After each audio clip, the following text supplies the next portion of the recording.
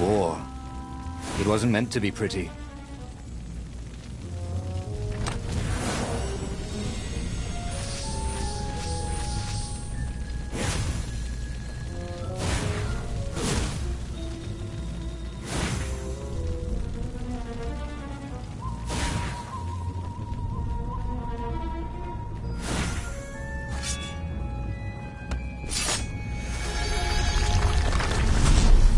Is there a word for a lot of ravens?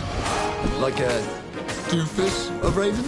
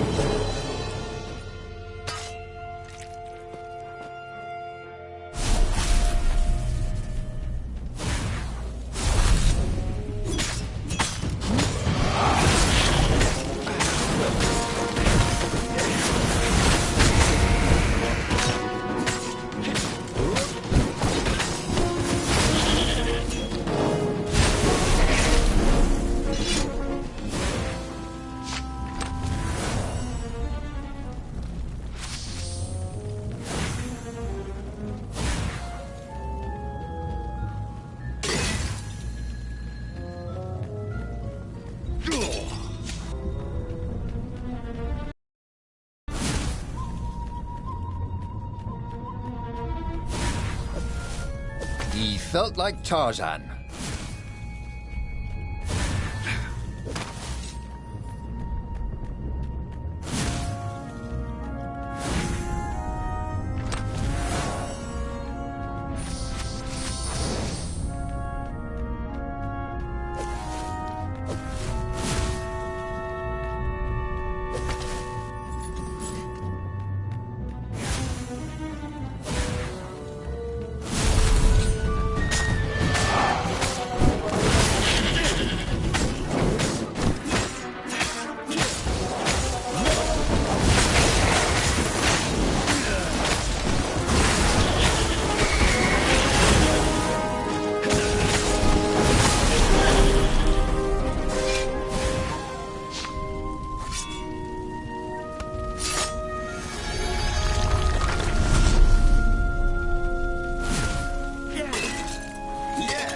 There had to be something useful in these things, didn't there?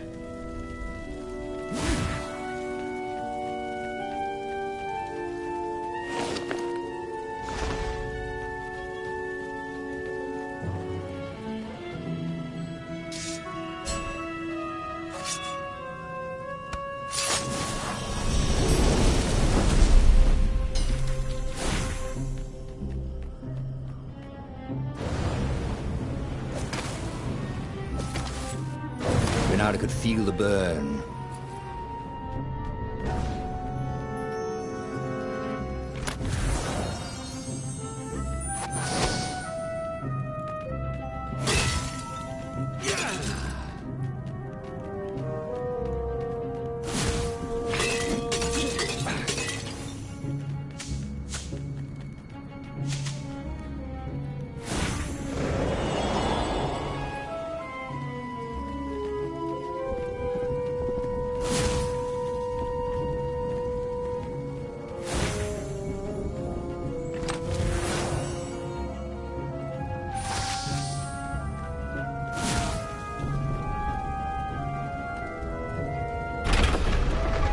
Why was Lupino urging him to capture Zenobia? Obviously it was a trap. But you never knew how Lupino thought. Sometimes his plans were so convoluted they did the exact opposite to what Lupino wanted. And there must be some way to play on that, Bernardo thought.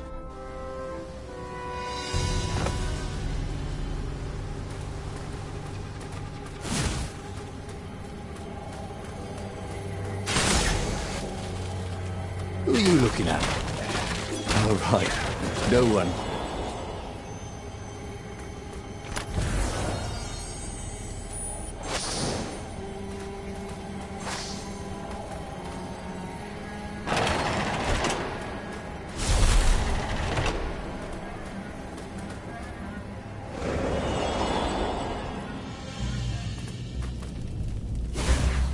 So, what's this plan of yours. Use me as bait, said Lupino. And he outlined a slightly complicated plan that involved geese, a net, setting the Farfarer a little bit on fire, Lupino dressing as an old blind toad, and Reynardo hiding inside a monstrous watermelon. What could possibly go wrong? Thought Reynardo.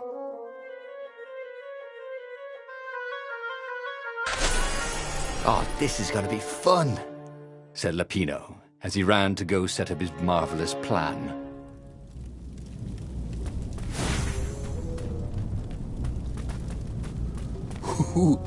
Ooh, a workbench. Did he have any jewels he hadn't tried out? He had.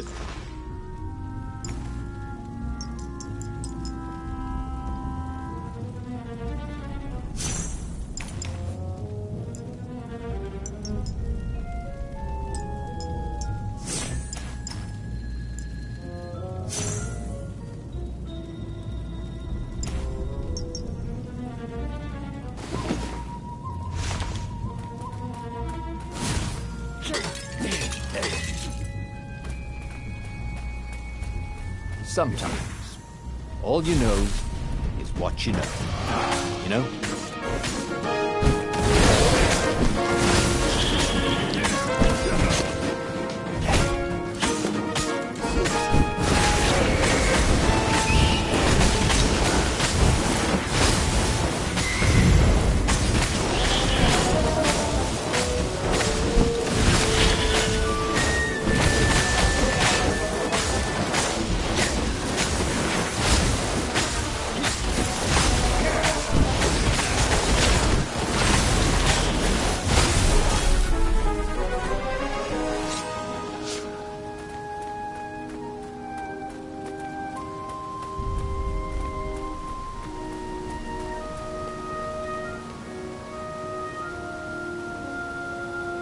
Reynardo felt dubious about the whole plan.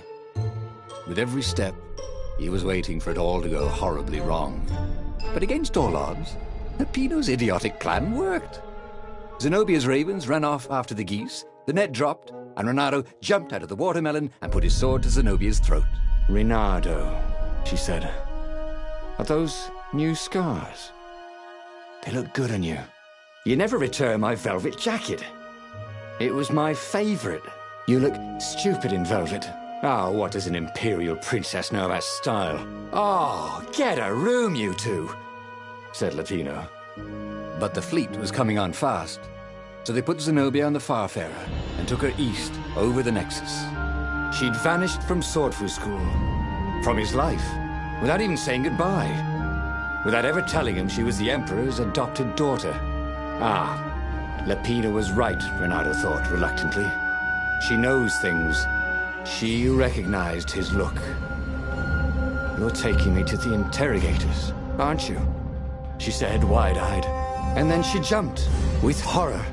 Reynardo saw Zenobia plummeting. Then he saw the Nexus below them. Cats always land on their feet. Ah, she'll head for the Imperial outpost, yelled Lupino. You have to catch her.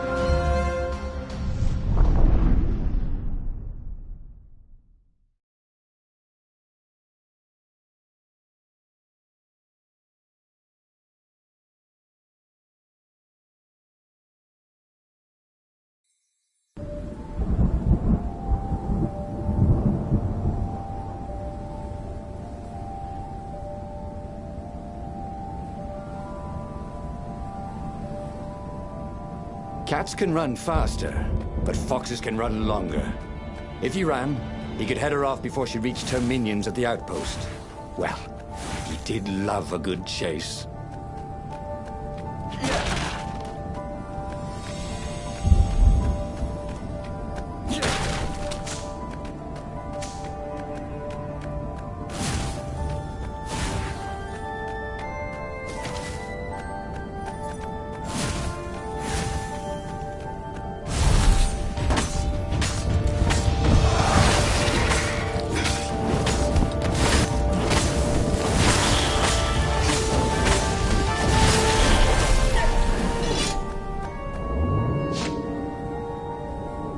These platforms were great.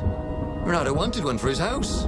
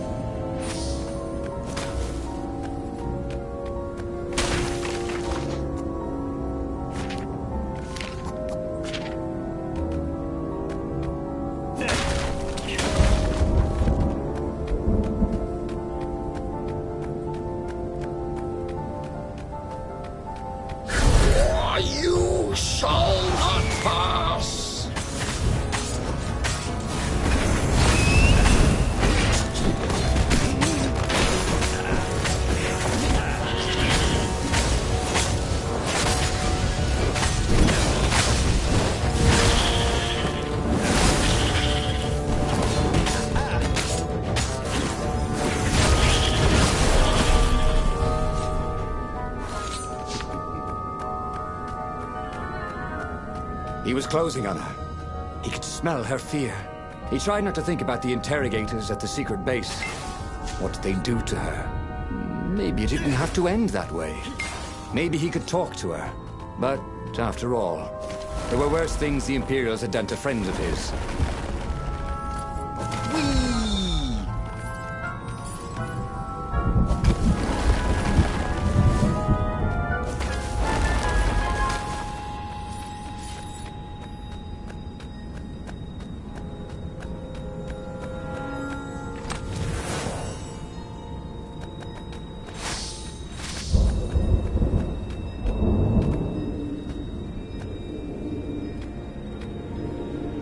It did not matter how outnumbered the rebellion was.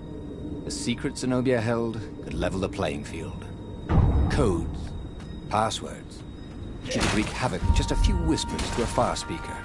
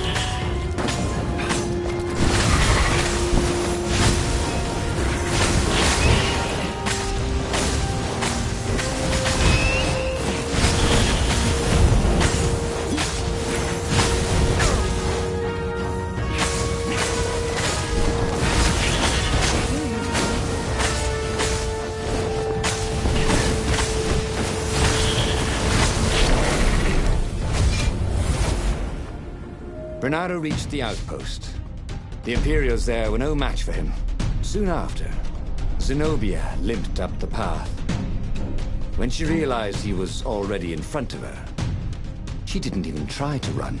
"Oh, you left without saying goodbye." Again, he said, "Please, I'm enjoying this a little too much," she said, shaken. "Oh, spare us the chit-chat, would you?" said Lapino as he shackled her hands so she couldn't throw spells. "She knows all his plans." All the way back to the Farfarer, Lapino nagged Renato about how the interrogators would pry all the intel out of Zenobia. How that would turn the tides in the imminent battle. All they had to do was take her to the rebels' secret base. Renato didn't like to think about what the interrogators would do to her. Couldn't he just talk to her? As they reached the ruins, Renato could see ravens everywhere, searching for the rebel base. They'd have to hide the Farfarer or go on foot. "What if we get separated?" asked Lapino, for once thinking ahead. "I'll draw you a map to the base," Renato told Lapino. "Renato, don't do this," said Zenobia. "We were friends once. We..." "Shut it, witch, or I'll shackle your mouth too," said Lapino. See? Renato thought. There was no way Lapino was working for the Empire. He really hated Zenobia. And then, a few moments later, they touched down.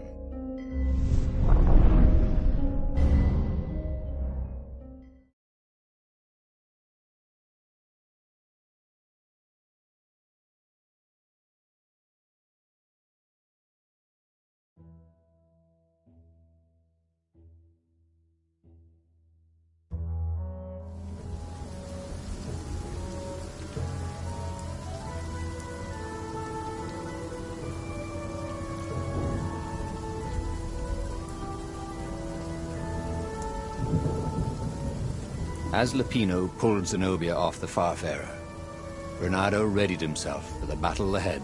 "I'm sorry I nicked your jacket," she said. "It's just... It's stupid, but it smelled like you."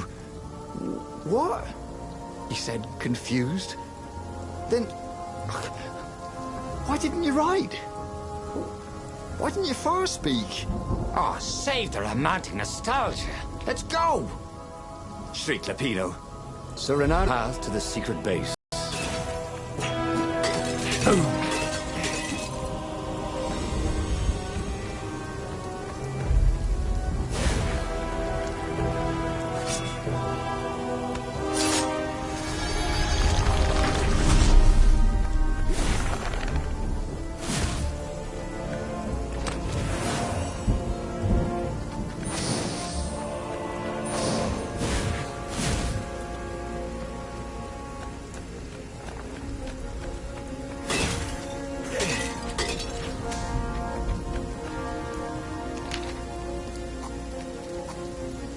Haven't you always wanted to do that?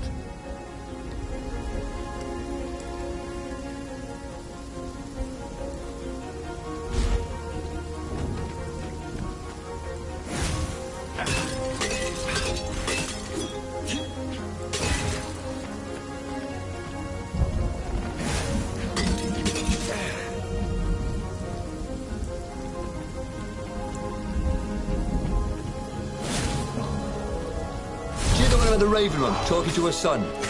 Don't rhyme. Don't call. Get it? Call? I just made that up.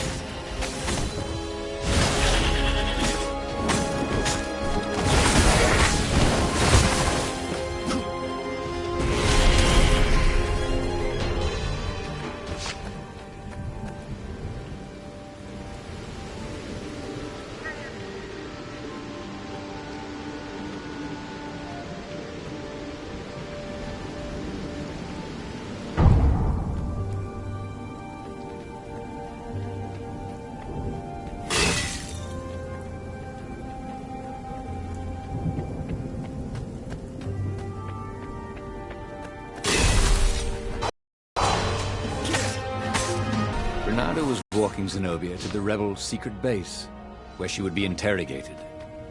So, why was he feeling so scared?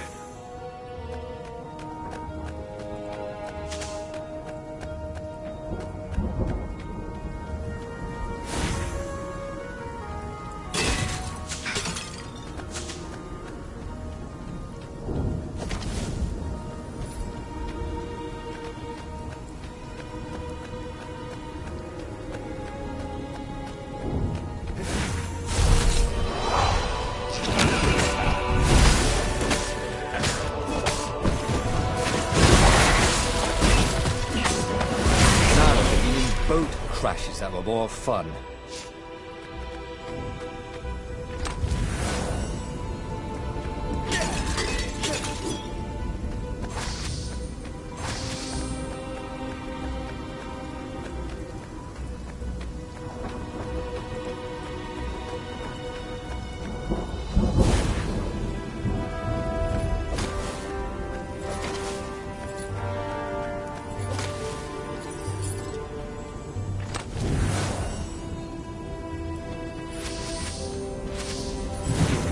Couldn't find high-quality ore like this just anywhere. Just anywhere with chests.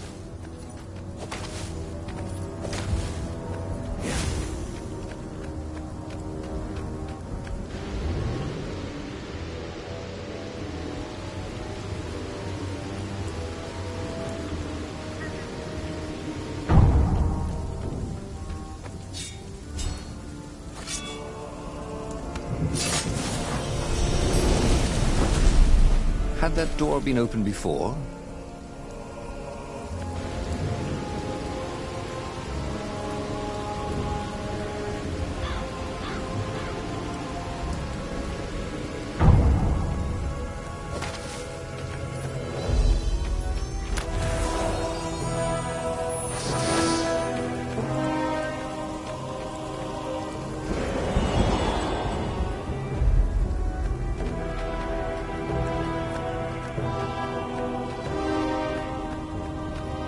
Where was a workbench when you needed one? Oh, never mind.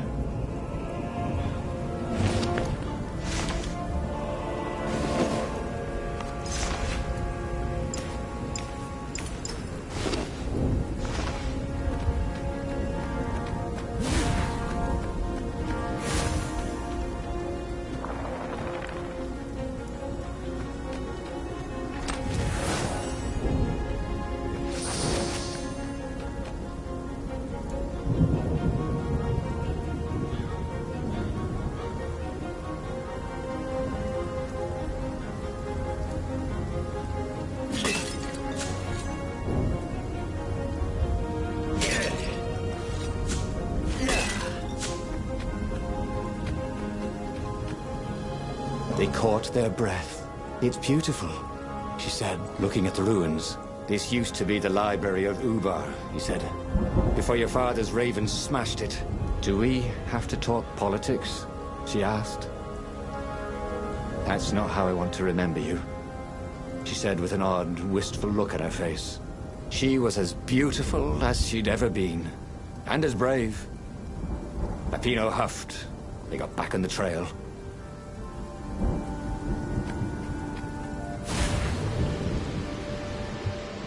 There was an inscription on the platform. Balaleka lessons, with an address.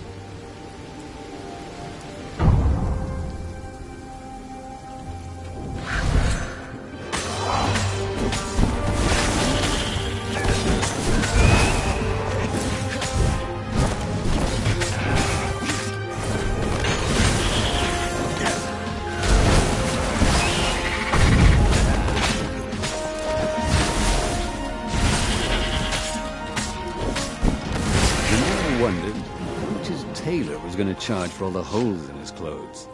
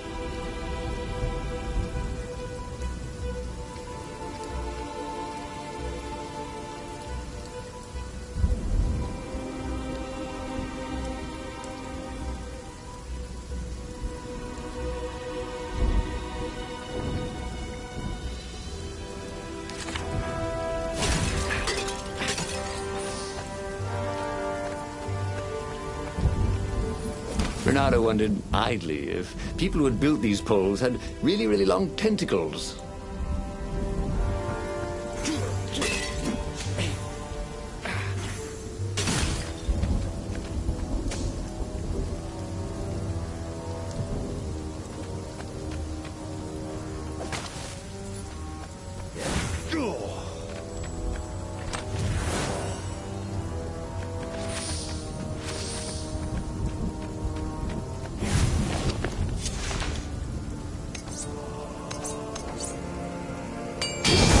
From the mystical East could make time itself slow for you.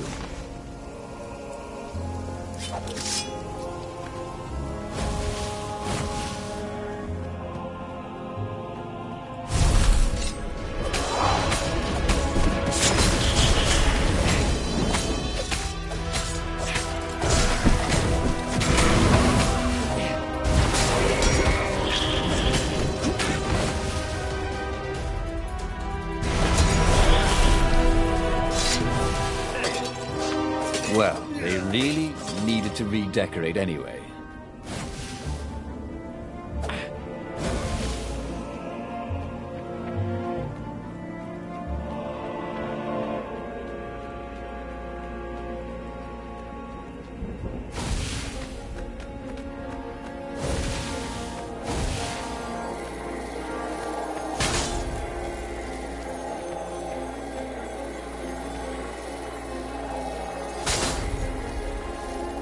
Renato hated gogglers, but it freaked him out to cut them.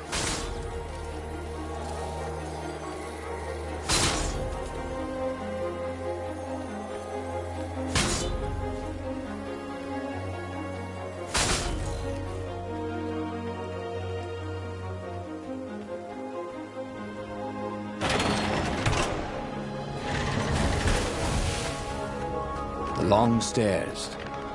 So he was close to the rebel base. Nothing was on fire. So far, so good. My walls only let you through if they knew you were cool.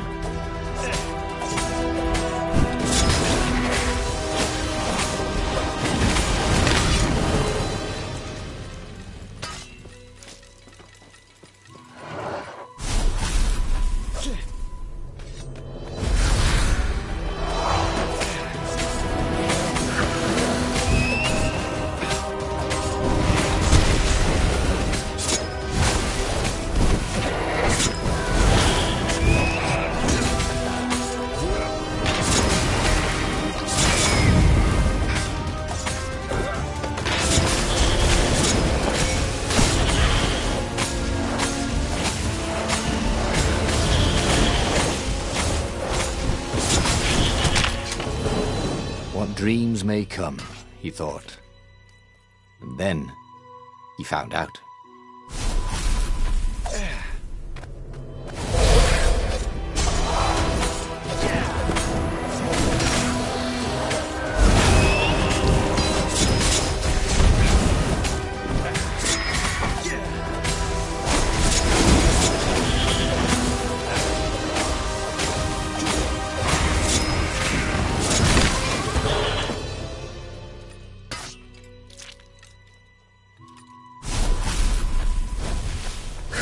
Dress up as for Halloween?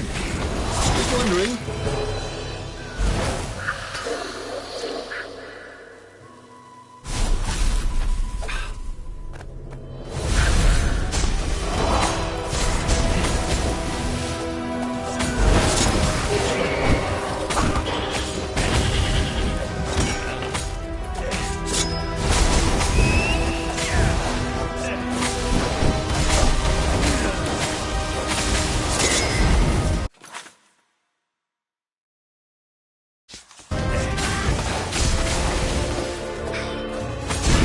Yours, said Renato, but he couldn't hear his enemy's answer.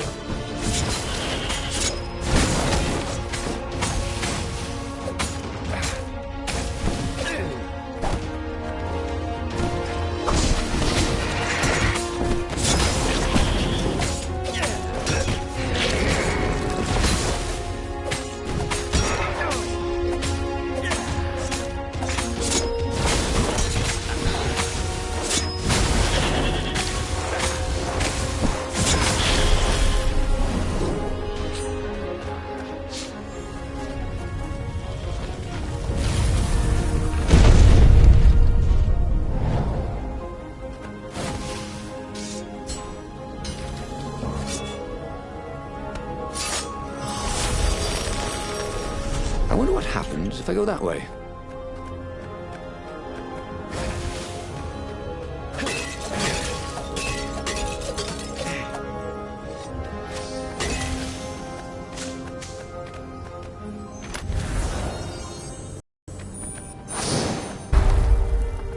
As they made their way to the secret rebel base, Renato felt strange. Zenobia was his prisoner, yet somehow she felt more like an old friend. He wanted to tell her all his secrets, but suddenly the ruins lit up with thousands of fireworks. There was a thunderous roar and dust rose. The caves were collapsing. The caves? You've been playing me? Renato said, and he stared at Zenobia. I'm sorry, she said. She seemed almost embarrassed. Then everything went dark. When Renato came to, he had a terrible headache. Also, Zenobia's sword was at his throat. And her shackles were gone. So was Lupino. The terrible thing is, he said, I really have missed you. Now that we've destroyed the rebellion, would you consider becoming an advisor to the Emperor's daughter? I'm no one's servant. Everybody serves. Even if it's only destiny. I like to choose my own destinies, he said. The whole point of a destiny is you can't choose. Oh, never mind, she said. Look, if I see you again, I'll have to kill you. He watched her ship soar away. He would see her again, he decided. Even if he had to fight the entire fleet.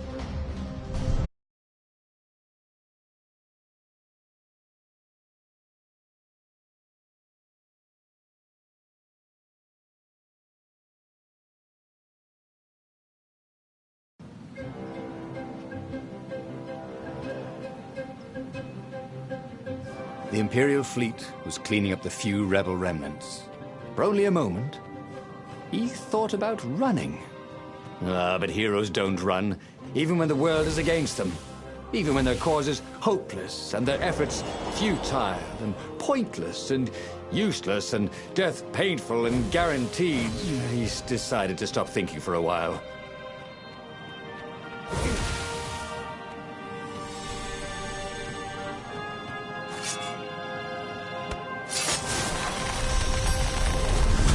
The new pathway made Renato curious.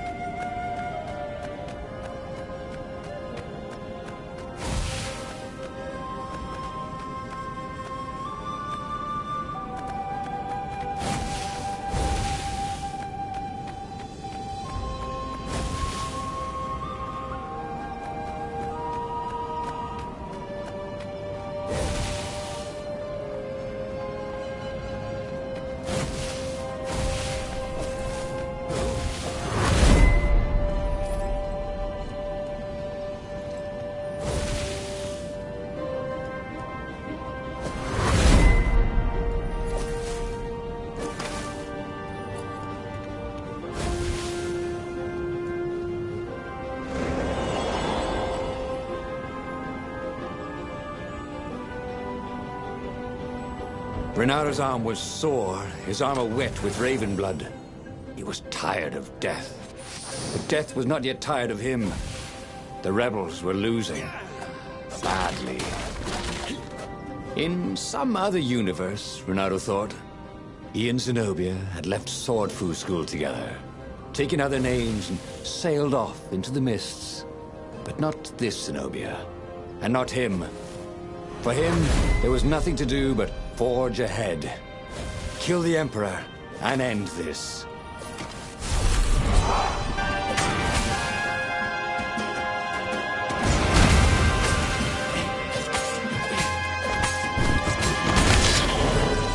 Time to die, he thought. And it was.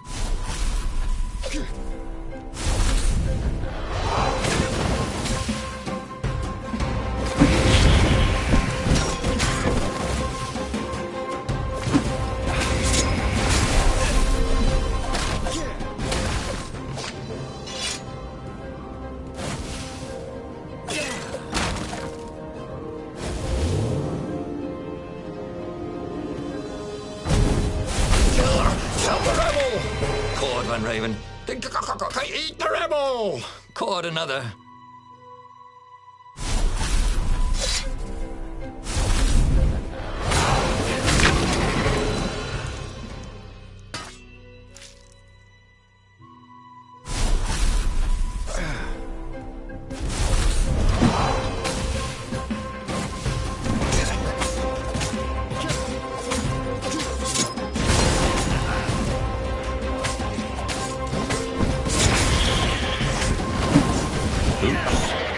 Renato.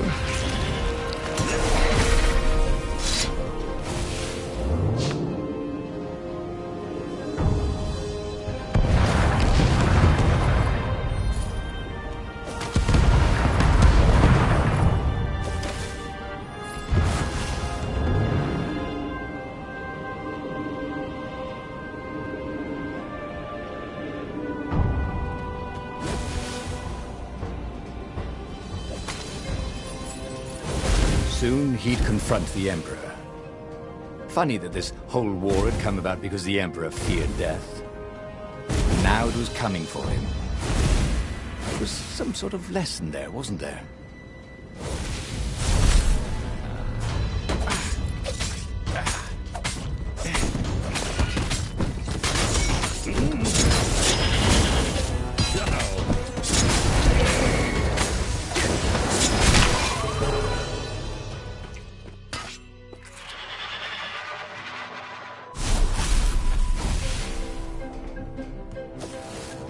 He wished there were more pylons he could use the hook on.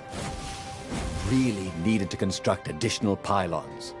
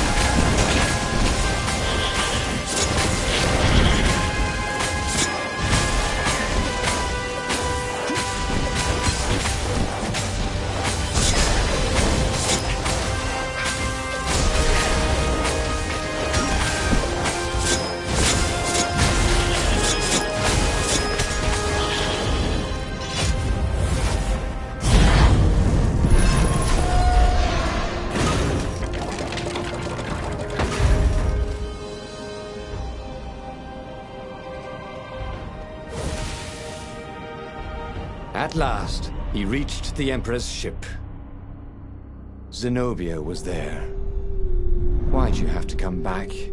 she said. "Guess I'm just serving my destiny." He shrugged. "You don't even know what that word means," she said. "Do you ever wonder if things have been different all the time?" she said, and drew her sword. In the end, Bernardo lay bleeding out on the deck. Zenobia sat by his side, upset. "What are you so upset about?" he asked. "You wouldn't understand.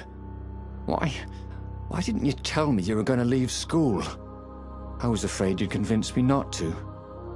"I guess I'll have to buy you a drink in the halls of the Valiant then," he told her, and then he was gone. And just like that, he was alive again, and back on the Farfarer, still fleeing burning Ubar. The book was still open before him. So, the book was a portal. It took you to the future, when your destinies would branch. He had failed and died 3 times, but he'd learned another true thing. Zenobia still had feelings for him.